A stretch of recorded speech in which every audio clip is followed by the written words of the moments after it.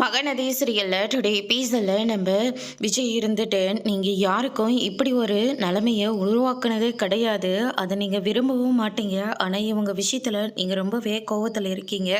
அதனால தான் இப்படி ஒரு காரியத்தை நீங்கள் பண்ணிகிட்ருக்கீங்க. அந்த பொண்ணு இருக்கிற இடத்துல நம்ம வீட்டு ஒரு பொண்ணுங்களை வச்சு பாருங்க அத்தை, உங்களுக்கு அப்போ அந்த கஷ்டம் என்னன்னு தெரியும் அப்படின்னு சொல்லிட்டு நம்ம விஜய் சொல்லிடுறாங்க. எனக்கு புரியுது தம்பி, ஆனால் இப்போவே இவங்களை விரட்டி விட்டால் மட்டும்தான் என் பொண்ணுங்களை நான் காப்பாற்ற முடியும், இல்லாட்டி நானும் போய் சேர்ந்துட வேண்டியது தான் அப்படின்ற மாதிரி சொல்லிடுறாங்க.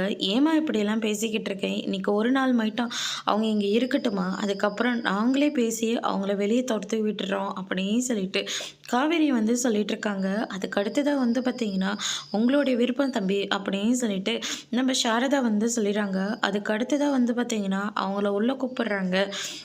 அடுத்த நாள் வெளியே போக சொல்கிறாங்க. நாங்கள் எதுக்கு வெளியே போகணும், நீங்கள் போகிறதா இருந்தால் கிளம்புங்க, ஆனால் இந்த வீடு எங்களுக்கும் சொந்தமானது அப்படின்ற மாதிரி சொல்லிடுறாங்க.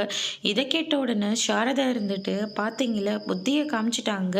இதுக்காக தான் நான் அப்போவே சொன்னேன் இவங்களெல்லாம் வீட்டுக்குள்ளே விட வேண்டாம், அவங்க பொண்ணை கூட்டிட்டா அப்படியே போகட்டும்னு நான் சொன்னேன். ஆனால் நீங்கள் எங்கே என் பேச்சை கேட்டீங்க, பார்த்தீங்கல்ல நம்மளுக்கே திரும்பவும் எவ்வளோ பெரிய துரோகத்தை பண்ணிகிட்ருக்காங்கன்னு அப்படின்னு சொல்லிட்டு சாரதா சொல்லிட்டு இருக்காங்க. யார் யாருக்கு துரோகம் பண்ணுறாங்க, நாங்கள் யாருக்கும் எந்த துரோகமும் பண்ணலை, சொத்தில் பங்கு கேட்குறது தப்பா, அந்த ஆளை நம்பி தானே நான் 2 பிள்ளைங்கள பெற்று போட்டேன், ஆனால் நீங்கள் என்னடுதான் என்னை சேர்த்துக்கவும் மாட்டேன்றீங்க, சொத்தில் பங்கும் தரமாட்டேன்னு சொல்லி பிரச்சனை பண்ணுறாங்க. அதோட பிரம்ம முடிச்சிருக்காங்க.